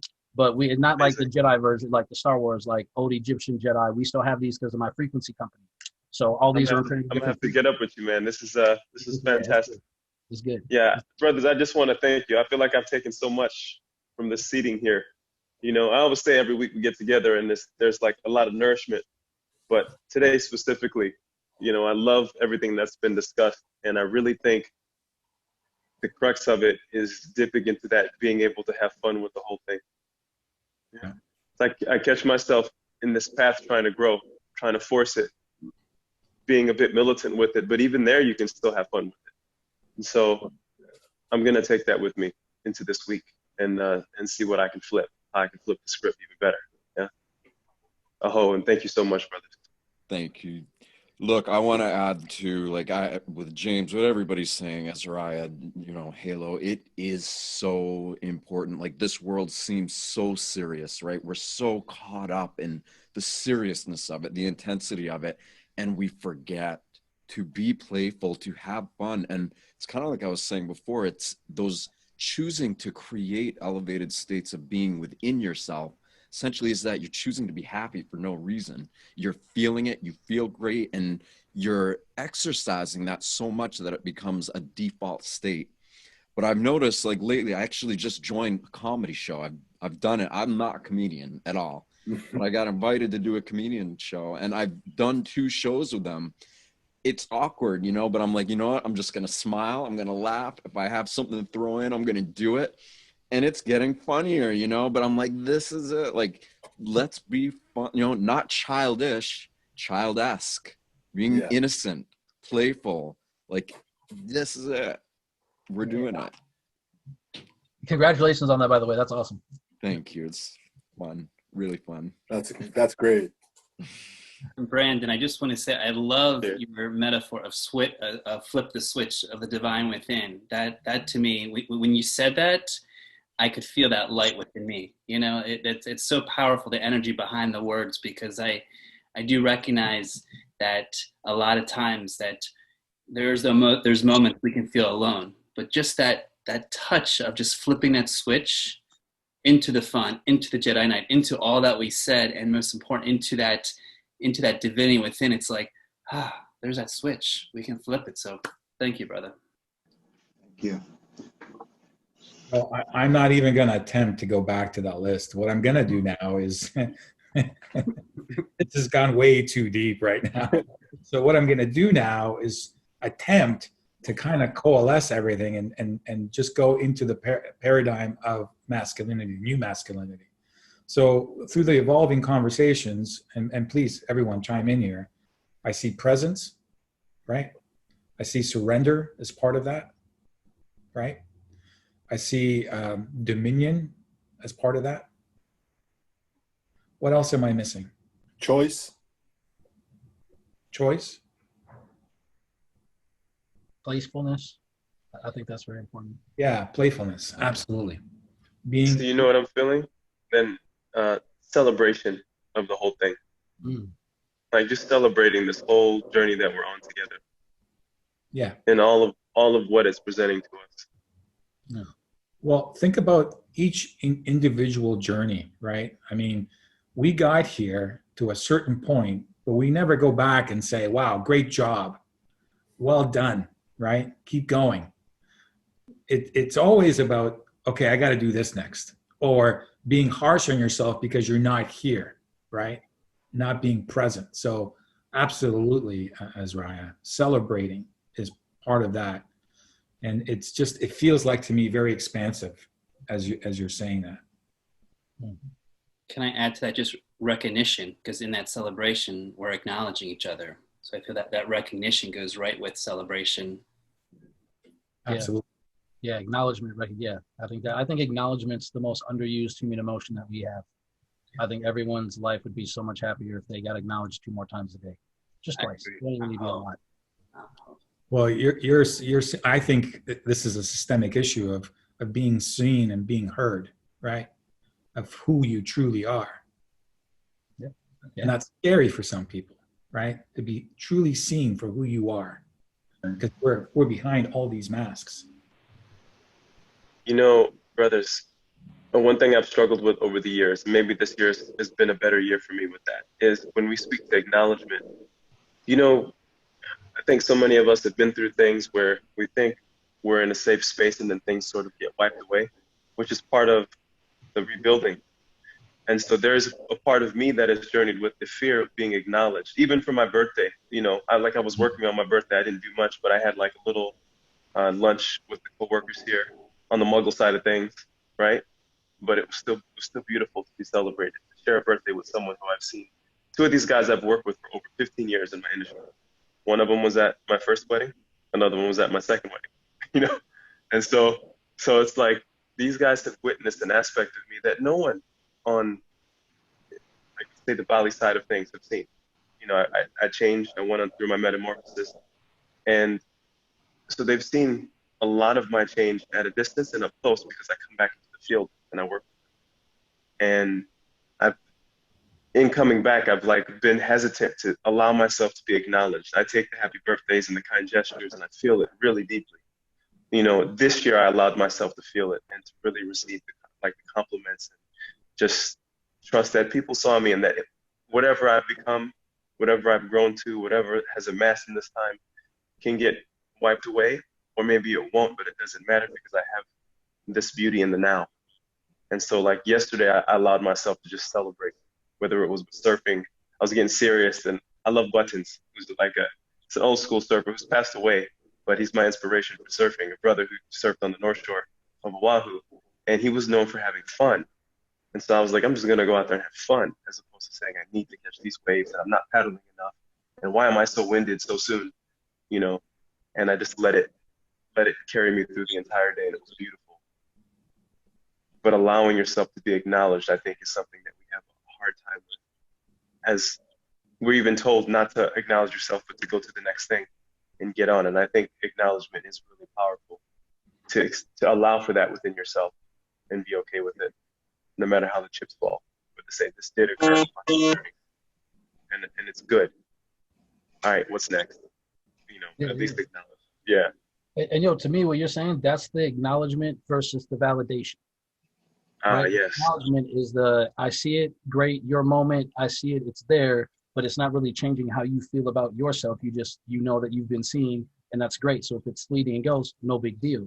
But a lot of people, and again, until we figure out how to break that, we're looking for validation. So when someone goes, happy birthday, now you feel validated and important. But if that fleets, your happiness goes with that. So this is why I use acknowledgement versus validation, because they're really close to the same, but one is a requirement. The other one is just like a nice little tap on the back or high five that you can still keep going. Like if I don't get acknowledged, I'm still great. But if I don't get validated, I don't know. And those are two different. So yeah, yes. That's awesome, man. I'm glad you were able to step into that. That's up, man. Thank you, brother. Yeah. And actually, I think validation is actually the root of giving away your power, right? Because when you're looking to be validated, you're looking for other external factors to tell you what you should already know, right? It's the self-love and the self-centeredness associated with it, right? So masculinity, in my view, is not looking for external validation. Thank you. Validation, brothers. Go ahead. No, David, you please. Validation comes from the ego, right? Yeah. Acknowledgement comes from the heart, comes from love. So what Halo and some of the other gentlemen said earlier today, is it ego or is it love? And that division is pretty simple to see, actually, with you when you couch it that way. So well said, Z's. Yeah. Well said. And I love what you just spoke to. I love that question to ask oneself. Is it ego or is it coming from something more powerful, something more essential? You know, just to bring it back to surfing again, you go out, Michael, maybe you understand. You go out and you surf these great waves. And then on Insta, you'll see folks with pictures of them catching something. And I'm like, man, I would love for someone to catch me. That's how I used to feel in the beginning, because I'd get off of something, I'd be like, damn, I wish I got a picture of that or some video of that. But there's been so many great waves that I've caught that it's just been me by myself. And, you know, bringing it back to what Brandon said, in that you're never alone, like just recognizing, well, those dolphins saw it, if anything. My higher self, so like I had this experience that really I don't need anyone to have seen it, because I had it. And it can never be taken away from me. You know, really having experienced that, and maybe it was meant for me to learn that lesson, that some great things that will happen in your life will be just for you, because maybe someone else doesn't think it's that great anyway. So why not take that and celebrate that? So some of what I celebrated yesterday were just moments that I've had, and I made the discernment, the difference between loneliness and solitude in my solitudes, because that was really just me, and it's still shared with all of you, because something that you take something from those moments that shines through your spirit and through your being, you know, and it's not tangible, but you know, maybe we don't even, maybe I don't even really know, but it's in there and it feels damn good. So yeah. I feel you. It's because some of my best waves, I've been by myself and I self-acknowledge the heck out of it. I'm like a little kid coming back and people are looking at me like sometimes I'm like, what's it? I'm just like juiced up because there's that self-acknowledgement of like, wow, I got to experience it. And I feel that's a gift when we can tap into that self-acknowledgement and really feel it without jumping to the next one. Because sometimes I'll be out surfing for a couple hours and it's just that one wave, that one experience. And then I see the turtle and I see everything else. Like, okay, just stick with that feeling, because you're like, there's so much stimulation out of it that it's like, just give me one. That's all I need to pump my heart for the rest of the day versus trying to compete versus the rest of the squad out there. So I definitely feel it. You feel me, man. It's so good. I saw dolphins yesterday, yet again, you know. I said, hey, dolphins, can I swim towards you? And they let me get close. A person's length, because who knows what else is out there, right? But good enough. And that was just for me, you know. And so I'm feeling good right now. So I'm gonna just hone and ground in all this goodness that I'm feeling, and hit the mic, take a pause. Well, I want to offer some closing thoughts here as we're rounding out to 2 hours of conversation. Time has gone real fast and incredibly nourishing for me. I hope for all of you as well. Closing thoughts, whoever wants to jump in there, please do, and then we'll continue on the next one. Well, since I'm the new, I guess I'm the new. Thank you guys, first of all. Thank you so many times over for not just the invitation, but the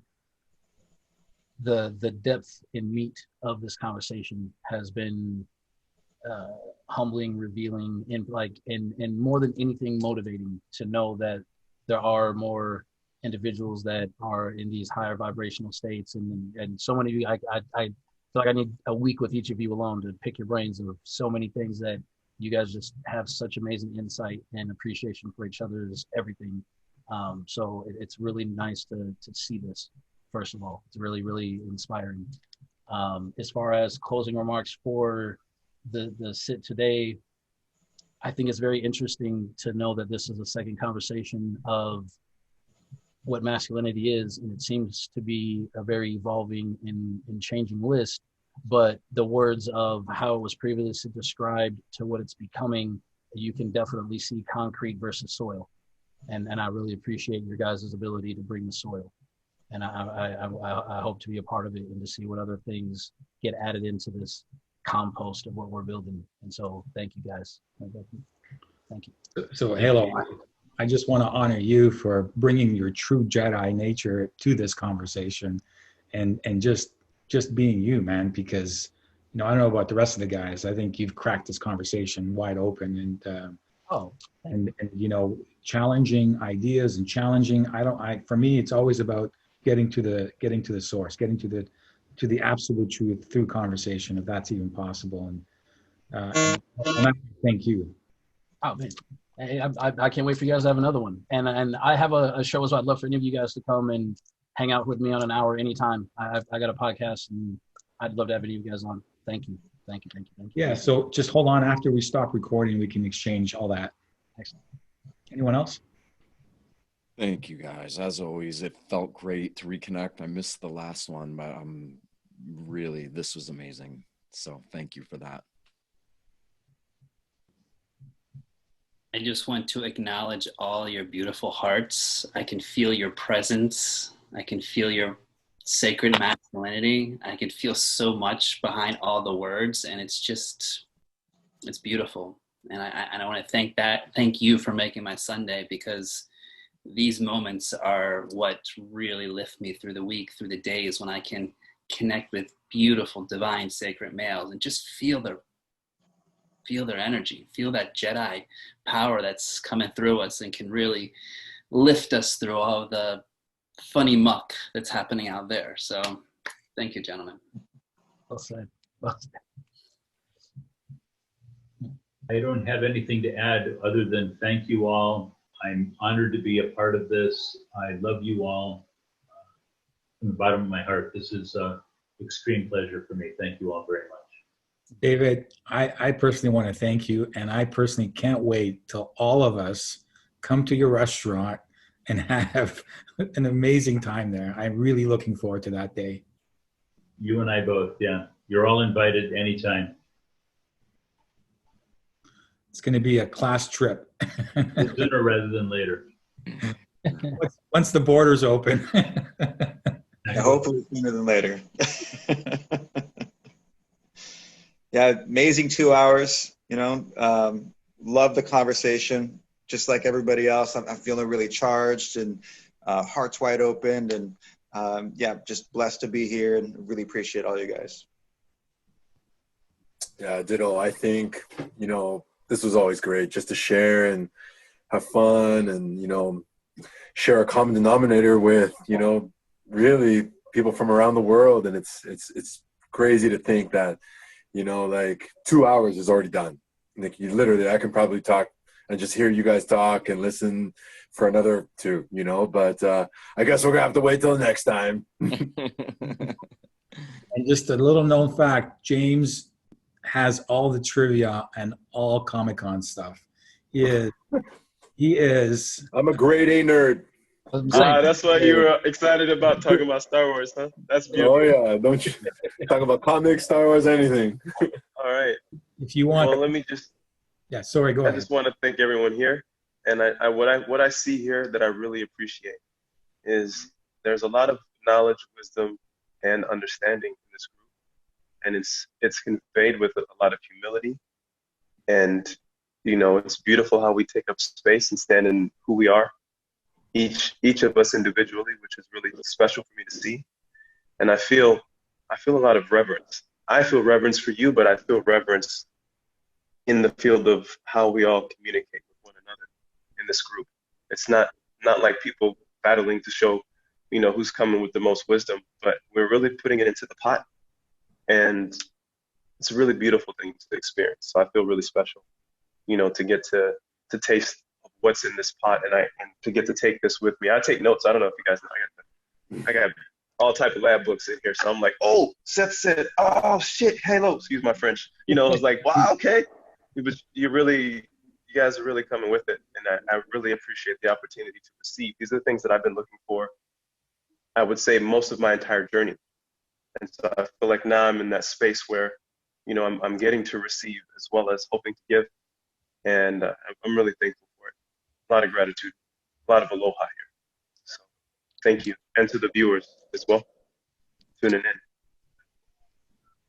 If I could say one thing toward you, Zissis, I love needles. I'm an acupuncturist, and I love the ability that you give us the opportunity to thread the needle through our hearts and connect the love that I can feel, that the viewers can feel, that allow us to connect in such a deep level. So thank you, Zissis, for this opportunity. I know you're part of the scene in this, and we're all in this beautiful, equal, amazing opportunity, but for you to, you know, work behind the scenes in creating the dates, the times, the Zoom links, it is of great gratitude that I do want to bow to you. So thank you, Zissis. Well, it had nothing. I appreciate it. I'm receiving it. I'm not that receiving it, but it really is each and every one of you that makes this really important for all others to see as well.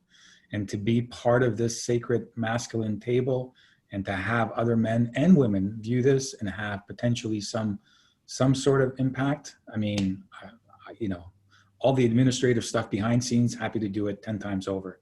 So on that, I want to thank you. I'm in full gratitude for each and every one of you and bringing your hearts forward.